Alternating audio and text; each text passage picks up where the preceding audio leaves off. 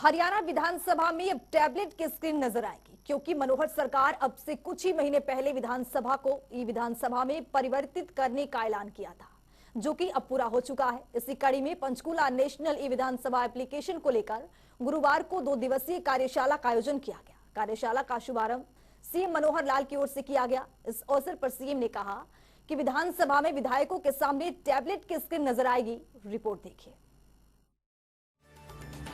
हरियाणा के मुख्यमंत्री मनोहर लाल गुरुवार को पंचकूला पहुंचे।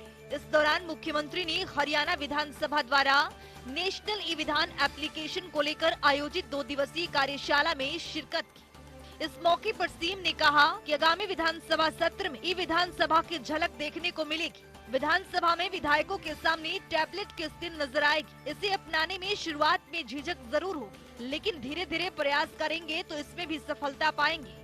उन्होंने कहा कि विधानसभा पर्यावरण के नाते से भी उपयोगी साबित होगी। ये व्यवस्था विधानसभा को पेपरलेस बनाएगी। इससे कागज की बचत होगी और पेड़ बचाए जा सकेंगे। एकदम इसमें पारदर्शिता आएगी और पारदर्शिता के साथ साथ जैसे बताया पेपरलेस। आज पर्यावरण के नाते भी संयोग से हमारे संसदीय कार्य मंत्री पर्यावरण मंत्री भी हैं, तो पर्यावरण के नाते भी बहुत बड़ा एक उपयोग होगा। कागज बचेगा। कागज बनाने में आखिर तो पर्यावरण दूषित होता ही है। पेड़ कटते हैं, पेड़ों से कागज बनता है, फिर उसकी प्रिंटिंग होती है, वेस्ट होता है, फिर उस कागज को उसको डिस्ट्रॉय करने के लिए, उसको समाप्त करने के लिए फिर हमको आग लगानी होती है या कोई और उपयोग करते हैं। पर्यावरण का दूषित होना भी इससे काफी बचता है। पंचकूला के पीडब्ल्यूडी रेस्ट हाउस के ऑडिटोरियम में प्रशिक्षण कार्यशाला का आयोजन किया। इस कार्यशाला में कार्यपालिका के मुखिया मुख्यमंत्री मनोहर लाल और विधायिका के प्रमुख विधानसभा अध्यक्ष तक पेपरलेस विधानसभा के गुण सीखते नजर आए। वहीं मुख्यमंत्री मनोहर लाल ने अपने जीवन के अनेक उदाहरण देते हुए नई तकनीक सीखने के लिए प्रेरित किए। तो वहीं विधानसभा अध्यक्ष ज्ञानचंद गुप्ता ने आगामी मानसून सत्र को डिजिटल माध्यम से चलाने का संकल्प दोहराया। तो चलिए ग्राफिक्स के जरिए समझते हैं। विधानसभा को पेपरलेस करने के लिए विधायकों के प्रशिक्षण कार्यशाला का आयोजन। 11 मंत्रियों और 43 विधायकों ने प्रशिक्षण में लिया भाग। मुख्यमंत्री और विधानसभा अध्यक्ष ने क्लास में बैठकर पूछे सवाल। प्रशिक्षण कार्यशाला में पहुंचे संसदीय कार्य मंत्री और नेता प्रतिपक्ष विधायक। केंद्रीय संसदीय कार्य मंत्रालय के अधिकारियों ने किया शंकाओं का निराकरण। हाउस में लगने वाले टैब का किया गया लाइव डेमोन्स्ट्रेशन। प्रशिक्षण कार्यशाला में विधायकों ने दिखाई दिलचस्पी। आगामी विधानसभा में विधानसभा की होगी झलक। विधायकों के सामने नजर आएगी टैबलेट स्क्रीन। हरियाणा विधानसभा देश की 5वीं विधानसभा होगी डिजिटल। इस दौरान मुख्यमंत्री मनोहर लाल ने कहा कि हरियाणा को जल्दी विधानसभा का नया भवन भी मिलेगा। इस पर सहमति बन गई है। कागजी प्रक्रिया को जल्द पूरा कर लिया जाएगा। नया भवन बनने के बाद हरियाणा विधानसभा का मौजूदा भवन भी रहेगा। दोनों भवनों में अपने तरीके से कामकाज किया जाएगा। हमारा विधानसभा का एक नया भवन ये भी हमको मिलने वाला है। जमीन मोटे रूप से उसके ऊपर सहमति बन गई है। कागजी कार्रवाई उसकी थोड़ी बाकी है, उसको पूरा करेंगे। ये भवन भी अपने पास रहेगा और नया भवन भी हमारे पास होगा। इसका उपयोग और नए भवन का उपयोग जैसे जैसे करना होगा उस हिसाब से करेंगे, ताकि स्थान की जो कमी पड़ रही है वो ना हो। आज तो हम जितने भी वहाँ ऑफिस हमको विधानसभा में चाहिए उतना स्थान भी नहीं है। कल को असेंबली की संख्या हमारी बढ़ जाए तो हम उससे ज्यादा कुर्सियां उसमें लगा नहीं सकते हैं। तो ये सारी संभावनाएं आगे हैं और प्राय आधे से ज्यादा प्रदेशों ने अपने पिछले कुछ सालों में ही नए भवन बनाए हैं। जब उनके नए भवन देखने को मिलते हैं तो मन करता है कि भी एक अच्छा भवन, सुंदर भवन हमारा भी ऐसा होना चाहिए। मुख्यमंत्री मनोहर लाल ने ये भी कहा कि ई विधानसभा के लिए हरियाणा विधानसभा की ओर से बढ़ाया गया कदम मील का पत्थर साबित होगा। वहीं आज सारी दुनिया डिजिटलाइजेशन की ओर बढ़ रही है और आज कंप्यूटर के युग ने जीवन को सरल कर दिया है। सभी विभागों में कंप्यूटर से कार्य हो रहा है। हमें नई पीढ़ी के साथ चलना है तो कंप्यूटर का इस्तेमाल करना होगा। मुख्यमंत्री ने कहा कि आज दुनिया भर के एप्लीकेशन हमारे फोन में है। इसी तरह हमें ई विधान एप्लीकेशन नीवा को भी सीखना होगा।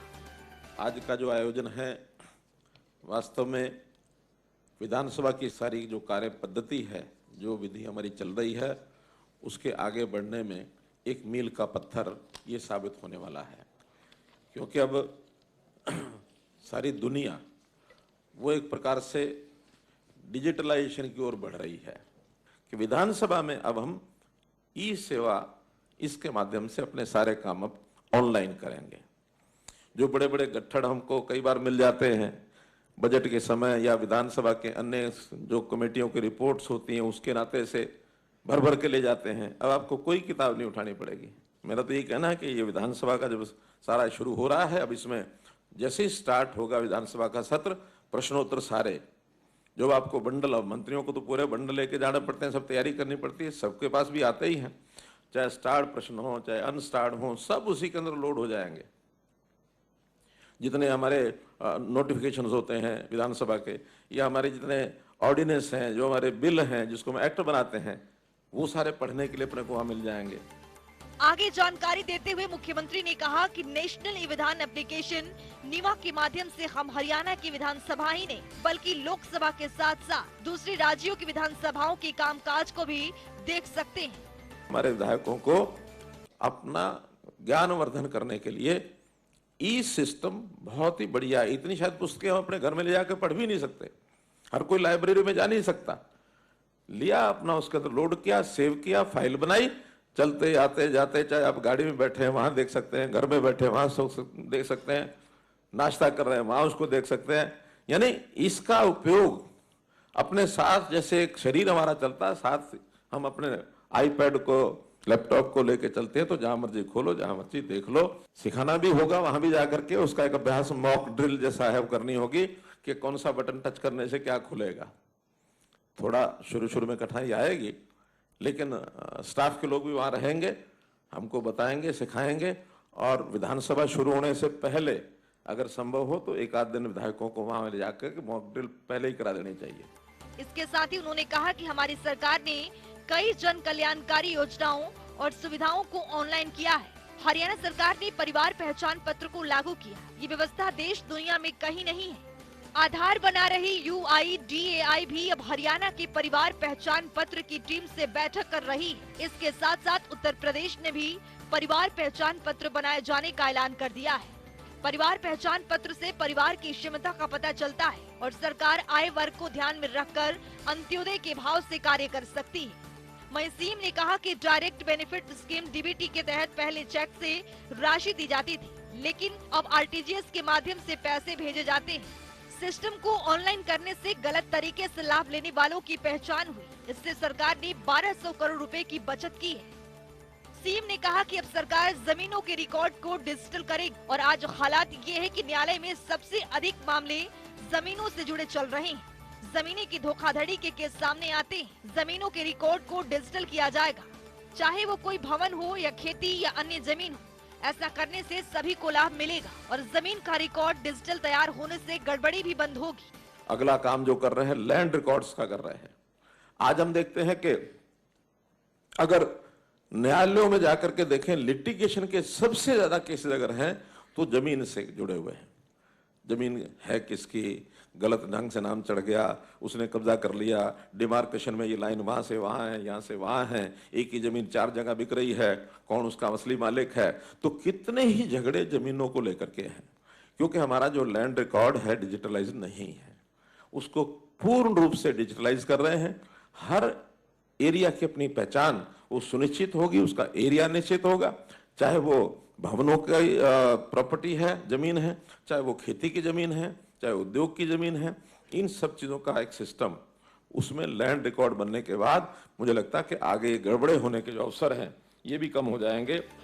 इस अवसर पर हरियाणा विधानसभा के स्पीकर ज्ञानचंद गुप्ता ने कहा कि प्रधानमंत्री नरेंद्र मोदी का सपना है कि विधानसभाओं को पूरा सिस्टम डिजिटल और पेपरलेस किया जाए। हरियाणा विधानसभा ने इसी दिशा में कदम बढ़ाया है। इसके लिए 60% खर्च हरियाणा सरकार करेगी, जबकि 40% खर्च संसदीय कार्य मंत्रालय की ओर से किया जाएगा। उन्होंने कहा कि बहुत सी विधानसभाएं डिजिटल हो चुकी हैं। इनमें हिमाचल, नागालैंड और उत्तर प्रदेश के विधान परिषद शामिल है। इस दौरान संसदीय कार्य मंत्री कंवरपाल ने कहा कि विधानसभा एक महत्वपूर्ण कार्य है। कई प्रदेश इस कार्य में बहुत आगे निकल गए हैं। हिमाचल, नागालैंड और गोवा की विधानसभा पूरी तरह से डिजिटल और पेपरलेस हो चुकी है। इससे सिस्टम में काफी बदलाव आया है। विधानसभा के डिजिटल होने से प्रधानमंत्री नरेंद्र मोदी के डिजिटल इंडिया कार्यक्रम को बल मिलेगा। साथ ही कंवरपाल ने कहा कि इस कार्यशाला में विधायक जो सीख कर जाएंगे उनका टेस्ट आगामी विधानसभा सत्र में होगा, जिसका ही विधानसभा में निश्चित तौर पर लाभ मिलेगा। जनता टीवी के लिए उमंग शिवरान की रिपोर्ट।